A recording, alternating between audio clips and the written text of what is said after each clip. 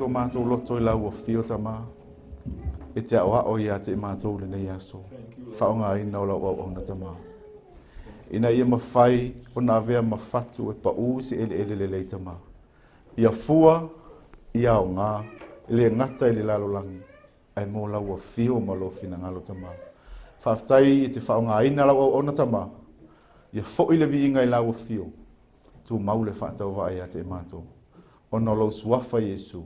Amene. Amen. Whaftai lalo mai lalo.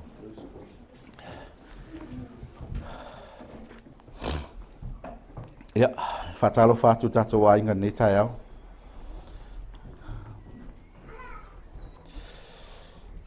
Ia, ta tonu ia le umat fo ile vai aso a. E whaftai le atua.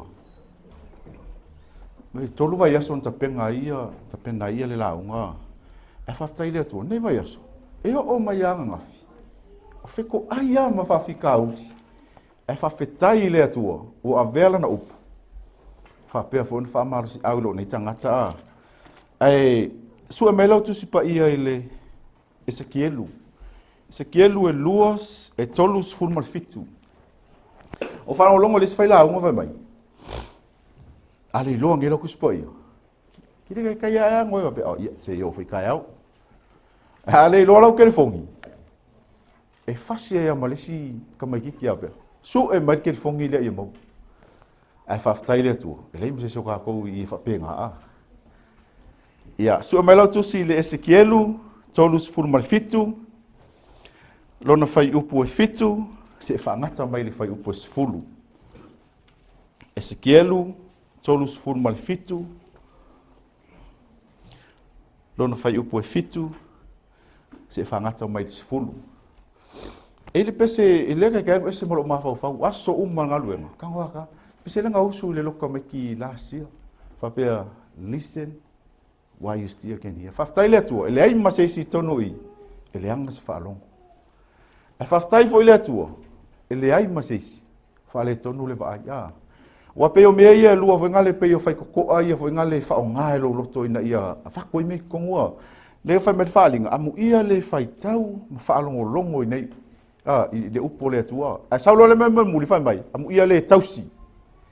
Le alao le atato whai tau mai le whai upo e fitu, se whangata mai le whai upo e sifulu.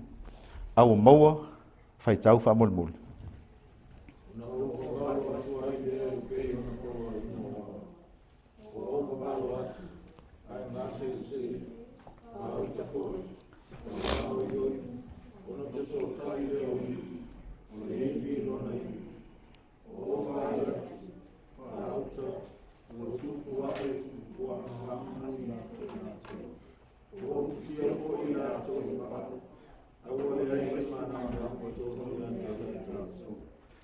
Fetalai mai lea o ia te au.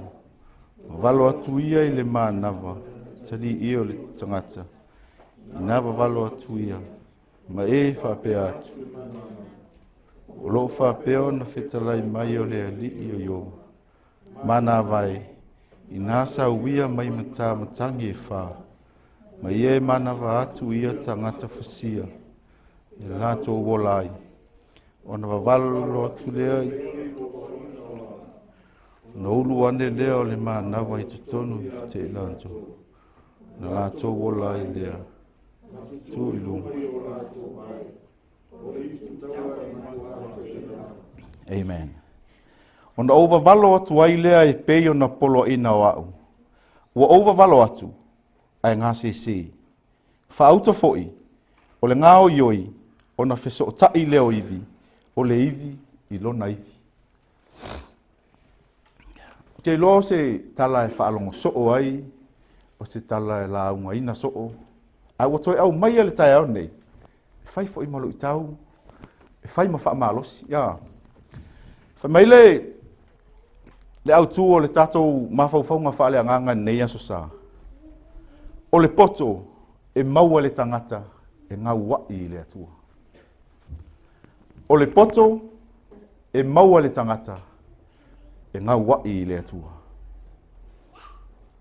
E loa kako malama lama le tala. O le upu le ngau wai, se kau wha apupulanga o le ngau wai. Avangi se la au ai ola. Avangi ai ola se la au.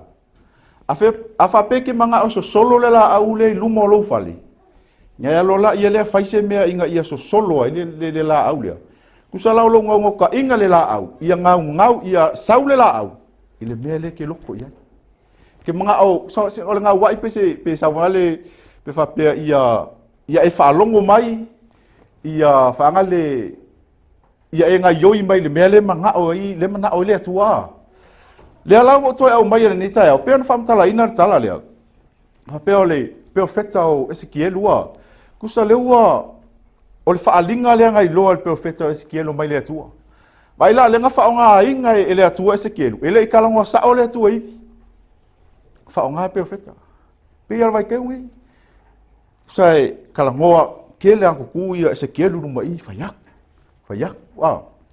Ale la ua a mai lola ia le tai au ni fa mai ole fai upu le fa ma faina, fai plon fitu le fa pea. Usanga va valo ku lo Ezekiel. Anga yo ilo ivi. Ua nga yo ivi uma kwa mango a wole aise. Pule ai am se mea ku kong. Ake lola ia le ua kuso nganga fa pea lo ia kusa ol mele le ia ka kalo Ezekiel. Kusa fai mai le tua. E koe fe ola ivi. Ai fai mai Ezekiel. E sila fia e lau fio. A loto ai le tua. E ngai yoi. O nga a mai lola ia le fai mai. Kusa e so solo, kusa e oso ale ivi ia. Kusa wa manko kako. Ese uma umio kako wa. Kusa e nga oso sao ale ivi. Ku afa peo kau au le a. Sau sao wa poko le ivi. E atu sao ale vai. Kusa wa nga faa longo ele tua. Bingoi lo. Ai oso a. Oso sao wa. Lei mase mea nga fa ngale fa pea nga koe kau fa kulanga Ezekielu pe nga fa pea oi fa kanila wa se le ivi le nga a vai la ku sa wo so kai lo ivi a vai fo il komalo o so solo pa wo ye ya ango ko so solo mai ko mo kau kia ole tu ol ma ko am kau kia ole tu ole ki awa ngai o nga fa me lo le wo uma lo la ia le wo ku ala ko lunga la ko vai o nga sau lola ia leo le manatu mua kuso le wai mala ngir kala. Ai pese kau fa aka nga o meang kupu. Sau lola ia leo le manatu mua. Fai e oe se fainga ia oe. Fai e oe se fainga ia oe. Ele ai masesi e mafai o nga fai se fainga ia oe. Nga o oe ia. Ke lo le kai minga fa longo ivi ile atua. Mingo isa oa. E fa pe nga fo ile mele o au mai ale kai au ngai kai loa. E poko i or ka ngaka e fa longo ile atua. La nga le mele o kupur kai mingi. E fa yo le kelo i vi mango la feo ai laulangi. Ai ma fainga sa fa i kokongo le kale sia le atua. Le i vi mango. E ma fainga sa fa i kongo i. Ngaka lai sawa. Alai mango a. Amen. Langa makau kia i ol faingar ki Apollo.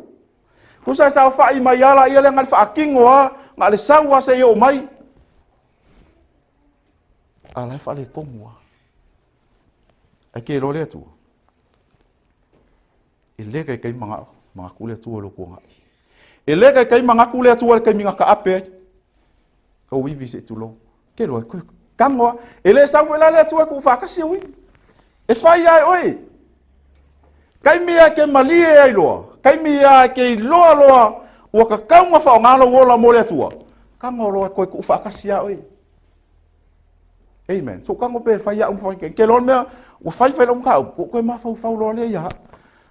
Ke loa ua levango ku ua le atua. Ieni manga onga ua levango ku unga le atua. Ai langa o le mea kupu. Ma koe le atua. Alai whai alo uloko. Ai ke loa lana mea nga ui loa le atua. Ua ui loa le whali. Amen. Ke loa kai mi ufai mako lo kwa fiafi. Ua ele me vale le ka me kisi or kali kakalo. Ke loa kai mi wa ue e kai mi ngo kali a Yesu ele ma sangi ke le mele me kisi a. Ai wo fa long one mele. Amen. Vi ia le atua. Thank you Lord. Me oma ke loa. Kai mi ngo ufai ai me ia. Bo ese ara fa long. Ke lo, ngala nga maka lo kang fa pe, se ko ku fa kasi. Fa ngale fa pe, wa se la mele wo oi. Fa ngale ke lo, nga ina o mele. Ai amai lo le tua kali o miki, o le kali o kakalo le ngo fa ye le tua. Inga wa umanga ka ma fa ye ko ku fa kasi lo lo le tua. Ai fa ali mai lo le tua ye kia. E ke le fiu. E ke le i malia le la rolang. Sui lo. Kam fai lo se i sui. Ale ke lo le alu tu. O ma ga ye. A ke lo la me ku ko au mai lo la i. Ma le wi fa ma mo ke lo ko fai kaua ma ko ngau unga. A ko au mai fa be so ko fai kaua le wi fa ma mo. Ke lo la fai upunga sau le luka sulima lua iva ko lulu fai unga. Fa mai le nga ko foi mai le wi. Le wo fai ngai. A ke lo la me ku. Bo fai kau. Ele ngau le wi i langa le lo yo. Nga le lo fo ka ma kua. Ai le lo ai ku kongu le ainga. Amen. E mawhai ngai loko ia le ke le loa. E mawhai ngai la vai ke raka i mua sau le ui o i sau le ui. I loa loa ka mai ki makua sau mai ki makua vai. Levanga ka ngofo ai ke le i whaia se mea whape ia au. A ka mai kiki la le ua levanga whai mai maua au oa. A le ua whai le pāki. Amen. La whale kongu le loko kam. E mga o mia se me whai le loko kam. Ke loa la whai mai loa le kalar kama. Tai. Wa o mea. Kusa koe whai mai kama. Kua i levanga ka ngofo. Ai le koe kukusa ka loko. Ka liar kama le o levanga anu. Le koe sau. Amen. La ma whai kako mai loko. E ia mea pi e kau whangale. Kau whai ai kai aga ko. Ke lo. Awa ko ke vai e. Ke ua kusa ka ko mwhafo o. Ke lon ma ngai ai o le ngoa le sau ko. Christ-like. Ola pe yo Yesu. Ngo sau lo le ka fai e oe se fainga ia oe. E ke kango e koe ku whaakasi le. Afa pe ke lo venga le ua. Se au fai unga nga fai. Se mea nga kukupu. Ua whaale kongu lo kua ngai ke lo. Kango lo la i ele sue. La ngai ele mea kupu yo whainga luenga. Kusa wa fevesi ai. Sau lo le skenge fai le skama. Ai oso lo le skama kau whaale lei. A famai le kenge, famai le kalangor ki famai. Langa kele i mahala malama le history. Ke lo. Lei ma se le history. Ile kua ngai. O sa lola e fa pe so kanga ma fa. Ke lo, o anga ngafi o le kala fa so piko le olanga. Ele ko yango ye le tua. O kai au o le mystery ala ka unga. Ku sa le miskelio. E ke lo loa. A o ngei o le mea lofa. Today is a gift. Ke lo nanga ko pesa ngai victory. Ye ola mangu malo ngai, e ke mangu malo ngai. E ke le popole la ka yao. E ke le koe popole fo i kua ngai. Laua umanga afisi o le atu. Amen. Sau lo le manatu lo na lua. Aua lava na ingalo le lofa o le atua. Aua ngai ingalo le lofa o le atua. Ke lo le sau i le fai upu e se fulu. Kama ona over valo atu ai lea e pei. E pei ona polo ina ioa. Ona ulu ane lea o le maa nava i tonu ia te lātou. Ona lātou o la ai lea. Matu tū lunga i o lātou vai. O le tū taua. Matu hatele lava. Ke lolo mele ngai loa i ka malo. Lewa uma ngenga whai lewa ka akia mangaka. E le se ola. Whai mai lole o le atua. E ke wala au la li maa ngava mai makamakangi wha. Ke lore kai mi e uma ingu wha kasi oi. Wha makamakangi. Laulangi a koa. O mea uma e le whapea lava se lua. Wha makamakangi. E a waku uma Yesu ia oi. E a waku uma le atua ia oi mea uma. O le ola po sa sae si sifo maku sauke. Mea uma. Le waku uma ia oi. Ke lo langa fia le atua. E ke fiu e wha aufo le atua ngia o me whai.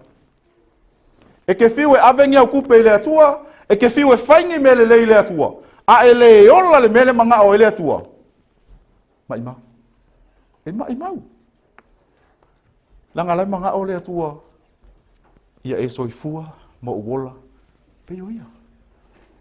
E vaila kaka langa le atua o whamanguyanga. Mea uma e kakala le atua.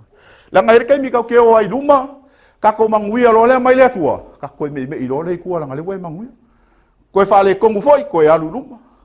Kei loa, lei ma se mea e maua le mea ngā. E lei se mea maua. Langa le mea kupu, e ke lei loa lau kaimi, o ke lei loa lau kaimi. Ngai kei wa e koe mingoi kua. Ai wala au lo le atua. Ma i maua kua kaimi. E au ngai le atua. Ma i maua kua.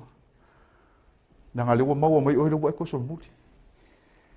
O maa kua ia, e eile au tau ngā alu, waa. E la ka kimpa lau ale au kau. Wa alu ai luma. Wa ai aku ale le kai au. Ngale fola mai au la kaka. Ala e ka ale alu luma. Uma lo le ua mangu malo. Sau lo le kai au o ke ngira ka kimpa lau. Na mea ngale ka il solo muri lengo whaku iau. Mai ka kimpa lau. Fa mai ka kimpa lau. Ele ia oa sa uka solo muri. Ngar kai luma ngao. Ke lo savali luma po afa fika uli. Po afa ia ka. Savali pe luma. Au ke popoli. Fa mai pese nga ko pese ai. La he hu ele tu lo ri. Au ke poli. La ngai me ki falongo aku ma ko ima ingi. Ala ka au fi le tu oi. Amen. Sau lo leo mana manatu lo tolu. E mana o mia ele tu oi. Po le ale ko akeli. Po le ale ko akeli o kangaka la yo le tu. E manga o mia o ele tu. Ke ngofa fa pe e manga o mia o ele tu. So se me ale kelo mea e vi ia ele tu. Ele nga kongu i. Fai nga ruenga o mea o mai ke alu ia. E manga o mia o ele tu. Se i fasu sulu aku, de malama le ngai fa alongo ai. A ke ron me sulu mamlama. Inga uaku kia ilo ka kuai. Fa fo winga o sa vali luma. Amen. Ke lo la le sau lo le fai pufa mai. E ku lai mai. O le ku kaua makua kelea. A fa mai lo le atua. Se i ua feola mai fa mai. Ma ia manava atu ia tangata fasia. Tangata fasia. Ke lo ka ia kala ngoa ai kuspa ia le aso ngei. Ke lo kala ngoa fa fo yo. La kala ngoa ia isala elu. Orka ngaka o le ngua o manga filifilia le atua. Ke loa le ima sesi i ele ise yesi le atua. Whaonga. Whaonga. A ke ron mele kupu. E whai le atua whaonga. Ala fwoi koe whai whaonga nolo. Ala fwoi koe whai ia. Aua e whai loi le atua whaonga. Ku uma loi le atua. Amen. Langa ai fai le tua e ku o le tua e ko fai foi lo loko ke lo e ma lo o langa lo loko ai ke lo la a va ai la le ke ka u sem le tua ma o ke lo langa lo loko ke lo me manga o le tua pon me ika kala ku lo loko ya ke lo e le kai fo sia o le tua se me langa ke alu le fia ai le tua e ko o ai lo fai kalia e ko o ai lo filinga ke lo la ke me ko fo i le tua le ai se si kai me fia le tua ngai lo vai me longa kali ila ko la ala mai ela kwa mai me ya amen sau lo la ia le ke lo le o mai ai le akalenga li fa mole la sau lo la ia le akale ke lo la akalenga o lo miki ke lo fam kala mo le ko e mai ke lo o manga fai le tua le fa vai na fai ele atua le whaavai le amakanga. A kei loa, a koe lusi a koa, inga uanga sala le urua i tangaka. Kei loa, sau ai lunga i alu i lalo. Kei loa lara kai mi nga ngofo ai e suwa pia. Nga ofo ai ia, so walu se i koe au mai. So walu se i koe au mai au kangaka. Kei loa, koe sau lo le Yesu sau. E sau Yesu, ala mo le iwi lai. Kua ka ape so koe whaongar ki Apollo. Makua ilanga le male ke lo le fai kau ni fa umar kala le mai. O ke langa inga ko ku mau ke lo langa ye ka e sa fai ko le kalesia. Ala makua ikang wa i me lo langi. Amen. E ma fai nga sa fai a makua i esse hale me ala e alu e lo ma fa. Langa wo oi. Ngo sa fai foi. Ala esse hale me ala. Ke lo la fa mai le tua. O ke langa inga tau tu ngama. E ma fai le tua ngalanga oi. E ke loa. E fai ai oi le fai ngai oi. Ke loa la. Sau lo leo Yesu i lalo. Ola fa akasi makangaka. alu lo le ke lo ke minga sasa Yesu e alu nga ilunga Yesu se ko au mai le fa vai le nga fai mo se ko yo o ilunga fa vai ke lo sasa ko Yesu ala malingi anto ke lo ke minga o Yesu lai ka fe ko koi mai umaralo le sau lalo fa mai lo la Yesu ke minga o ilunga mai ua fai le nei mo oi mai le lo fole tu ke lo pole ale lo loko le me ke ai fai nei mo oi e fai le fa o kanga le mo oi a ke lo ala me fai e le fai ngo fifo ai ke lo a kari kongu le tua langa ke manga o miolo wa e lunga i e ke manga o miolo wa lu fa fi kauli ke lo e amo alo sa kaulo mai alo o mea umanga e fia iai fa sa kaulo uma ai alu lunga se ye yo o lunga me le ye fa vai ke lo lenga fa ku manga ia yo pespese nga ke lo la ke me ke alu lunga nga e akria ko ku fa kasi oe sau lo le ole atua avaku o lunga e ke lo fa kasi mo le atua ke lo po wala me ke alu ke fikawi me ia ala ngar ke le me le iai ke lo mai Yesu mai kalila ko misi ale o langa lenga o yai ma wo so waru se mako ko eva ma wo ke lo ala ko me inga ngai kuwa e ke ko ka wa maka mai fo le lalo ai ke lo awa e la alo lunga safari lo langa le fa ngofi a fa mai le tu o ke yai ya ke oko amen ka kongu le wa sa ur ka ya ngi ole opula ele o sa upu ole upu le tu e fa fkai le tu ele ngaka ya ko ke le yo le songa mo langa ol mele nga kupu i mango ol makwa maka ukia ke lo po le ale fa le kongu langa kele me ngar kau mango mai avanga le fa nga mango le alofa mango le uska mango fa maongi o mea o mai mango ngar kau mango mai langa akelo ele ai masei la yo o lumone tu o mea nga e mafai ang ka fio e male ola fa va e mafai fo ang fio e male melo mak fa pico lo fa pico ma lo fa ya malesi me oh hai akelo fa ku malesi me hai esse akelo le lo fole tu ku kusa male la ngale la ke le fai lo ngai esse apa ku pa ulo uso fai ai alanga ka ko sambo ale fai sa o ai ele kau ai fai fanga le kau fa la lo ye ke fio fai ai ele fai sa o ye ele kai sa o me le manga o ele tu le wa sa ka ya nge ke lo pole ale mamau pole ale fa le kongo lo soifua mo lo bola le e ma fai ele tu on ko fa o la i vimma o fa pe o kile kala ngol me le la nga ka ko fa o la nga o le akelo walo lo me le wa sa wa o ma pe kala ngo pe avaku pe la nga ia fa fika u le la ku pu kongo le kale ele fa pe ngalo ka sa fa i o ka ko sa wa le o le fa va le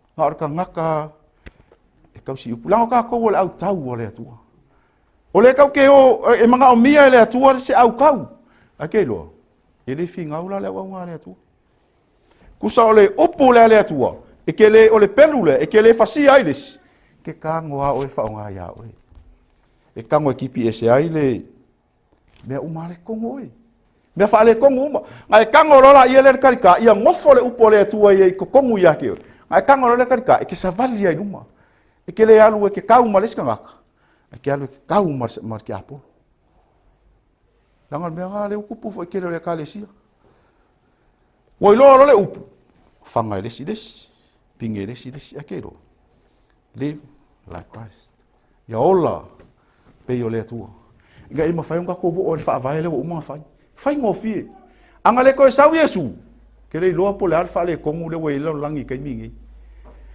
e kele foi ka ngaka ka ma fai se ko fau fale le ele ma fai langa lau kele fai se me ma fai ele atu me foi nga po wa au nga luenga le lei po wa me ke fai pe ke avea ku pe kele langa o man ku si eska malo nga kai mi me lima sepuluh wafe ngalu ave malo. La kwa kama alo lima sepuluh wafe. Ke longo fai kala fai fea. Ele mana ole atua ini o tupe. E manga ole akua, le atua e ke koe foi loko lua. Si, e ave kupe. Ala fale kongu kua. Ele manga ola le atua ini au kupe. Langa ole atua e onga mea. Mea langa ele manga oi, kusa ai ke lola le keimi ke kalia i loa fa maonge le atua. O mea uma e ke avea lola le atua eva. Makua imua lau kauranga. Amen. Maria i ole ele mea ngau kawai le saule isai e fasu man kolu fai posu vale o suiva le fai kau fa palangi va pea. Forget the things that happened in the past. Do not keep on thinking about them. I am about to do something new. It is beginning to happen even now. Don't you see it coming? I am going to make a way for you. Awa koe mawhau me o uma, o pasi. Langa ole kele ole kai mika koe mawhau inga. E koe lave e vo i mea kero. Sa vali a oe. Kako woluma. Nai vaila ia. E a mai ele atua le poko. E ke whai au whiriwhiringa. Ke lola kai mea mai ele atua le poko ia oe. Ua ilo pa ke kilo kaimi. Ua ilo me kaunga whai mai alo e whai. O mea oma. O le ua a mai ele atua le poko ia ki oe. Nanga le ua e kongeki le atua. Po ala whawhika au le kukupu mai. E ke aluakua. Ke aluakua e ke oso sao ale mea lai whingalo ele atua. E vai le kalango aku fo. E alakua. E makua i fiso soangi e lesi. Langa fo i le ua a mai ele atua le poko ia ki oe. O le potonga. I le iloa le lau langi. Ka ngaka ua le atua. Ai whaaftai le atua. O le whiaunga mo kako. Whiaunga mo kako ngia sa. Ke kongu ia o le ae alu mai mawhauwhau. Ke whisili a oi a oi. Po o mango e au iwi. Po o sang kongu luma le atua. Langke loa kako o mai loa. Ua ulu mga vale atua e kongu a kako. Mi ngoi mai mea oma ke loa. Kau ke whai mea fia. Kau ke whai mea whakasi. Kau ke pulpulu lima mea oma. Kau ke whai. Whiauna le atua mga.